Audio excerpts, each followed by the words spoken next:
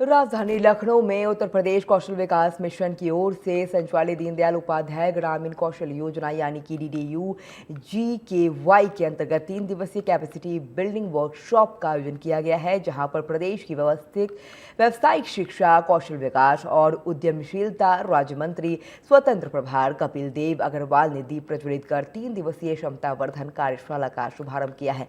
इसी कड़ी में TV27 न्यूज के state bureau head Pankaj Tiwari ने यूपी के व्यावसायिक शिक्षा एवं कौशल विकास मंत्री कपिल देव अग्रवाल से खास बातचीत की है।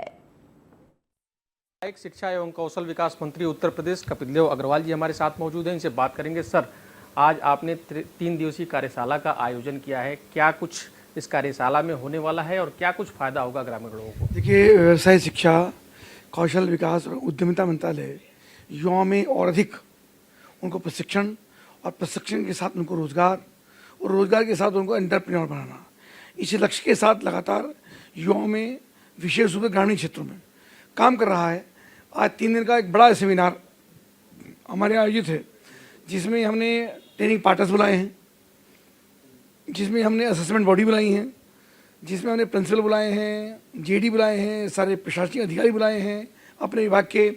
इसके अलावा जो MIS मैनेजर काम करते हैं, यानी विभाग का पूरा सिस्टम, उसको एक तरह से उसका रिन्यूअल का मतलब अपडेट करना और चीज़ों को उनको अपडेट करा करके पूछना, उनकी समस्याओं को समझना और अपना विषय उनको बताना, विभाग का कैसे और अधिक परफॉर्मेंस हो समाज के बीच में, जनता के बीच में। और आदरणीय प्रधानमंत्री श्री नरेंद्र मोदी जी जिस प्रकार से एक देश को 2027 तक 2047 तक विकसित राज्य बनाने का एक संकल्प लेकर आगे बढ़ रहे हैं, और आदरणीय मुख्यमंत्री योगी आदित्यनाथ जी का एक शानदार मार्गदर्शन हम सब के लिए है, और $1 ट्रिलियन की इकोनॉमी उत्तर प्रदेश में हमको डेवलप करनी है, उसमें हमारे विभाग की अत्यंत महत्वपूर्ण भूमिका है। क्योंकि युवा प्रशिक्षित होंगे, उनके हाथ में हुनर होगा, उनमें कॉन्फिडेंस क्रिएट होगा, जिसके कारण से इंडस्ट्री में वो जुड़ सकेंगे। इंडस्ट्री को भी इंडस्ट्री की डिमांड के अनुरूप हम युवाओं को तैयार करने का काम कर रहे हैं, उनको रोजगार मिलेगा, रोजगार के साथ साथ वो एंटरप्रेन्योर भी बन सकेंगे। इस संकल्प के साथ ये 3 दिन की एक बड़ी कार्यशाला विभाग में आयोजित है, उसका शुभारंभ आज हुआ है। निश्चित रूप से इसके दूरगामी परिणाम बहुत अच्छे होंगे। सर, राहुल गांधी विदेश दौरे पे हैं, अमेरिका गए हुए हैं, और अमेरिका में जाने के बाद उन्होंने एक बयान दिया जिसमें कहा कि महाराष्ट्र में जब चुनाव हुए तो उस समय इलेक्शन कमीशन ने अपने सिद्धांतों के साथ समझौता कर लिया, यानी इलेक्शन कमीशन भी सिद्धांतों के साथ समझौता करके आगे चल रहा है, जिसका फायदा बीजेपी को मिल रहा है। श्री राहुल गांधी लगातार देश की छवि को, देश के मान सम्मान को दुनिया के सामने लगातार खराब करने का काम कर रहे हैं। एक विपक्ष के नेता के नाते बेहद गैर जिम्मेदार रवैया उनका है, निश्चित रूप से बेहद निंदनीय है। और मुझको लगता है कि श्री राहुल गांधी के अंदर जो DNA उनका है, जो खून उनके अंदर है, वो आधा हिंदुस्तानी आधा विदेशी है। इसलिए विदेश से उनको प्यार ज़्यादा है, हिंदुस्तान से प्यार कम है।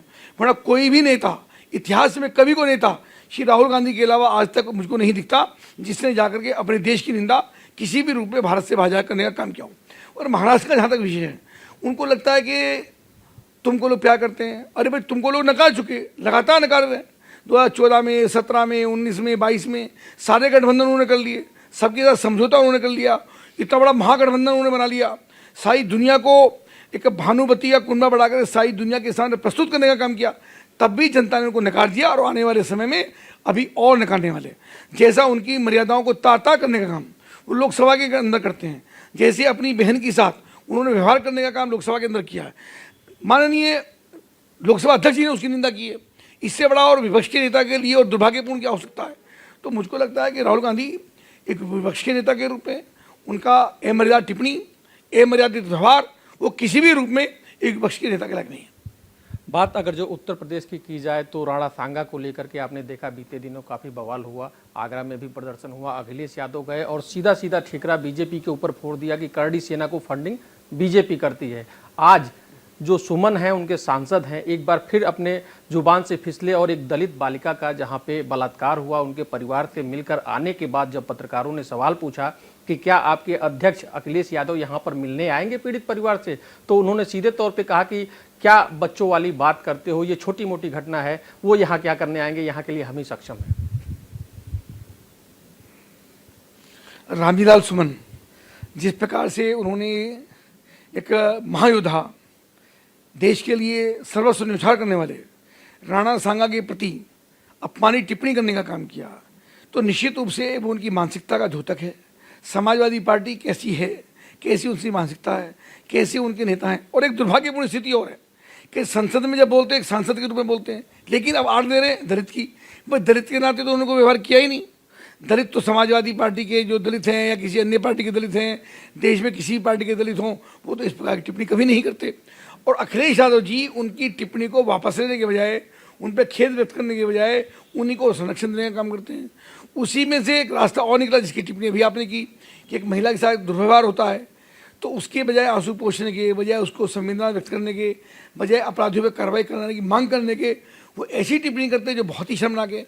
उनके पिताजी भी, यानी हमारे जो समाजवादी पार्टी के राष्ट्रीय अध्यक्ष रहे हैं पूर्व में, वो भी कह चुके हैं कि ऐसी छोटी मोटी टिप्पणियाँ तो हो जाती हैं, छोटी मोटी गलतियाँ तो हो जाती हैं। तो उसी का अनुसरण श्री रामजी सुमन कर रहे हैं कि अखिलेश यादव जी क्या करेंगे आकर के। तो छोटी घटना है, किसी बेटी का अपमान, किसी बेटी के साथ दुराचार छोटा हो ही नहीं सकता। वो बेहद शर्मनाक है। अपराधियों के विरुद्ध कड़ी से कड़ी कार्रवाई हो, मैं उसकी मांग करता हूँ निश्चित रूप से। और जो रामलीला सुमन ने कहा है वो बेहद निंदनीय है। और दलित समाज की बेटियों के प्रति, महिलाओं के प्रति, नारियों के प्रति, समाज की बेटियों के प्रति उनकी क्या भावना है, ये उनकी टिप्पणी से स्पष्ट होता है। सीधे तौर पे कहना था कि समाजवादी पार्टी की तरफ से एक बेटी के प्रति इस तरह की भावना और इस तरह के विचार को व्यक्त करना काफ़ी निंदनीय है। वीडियो जर्नलिस्ट राजा के साथ पंकज तिवारी, TV 27 न्यूज़, लखनऊ।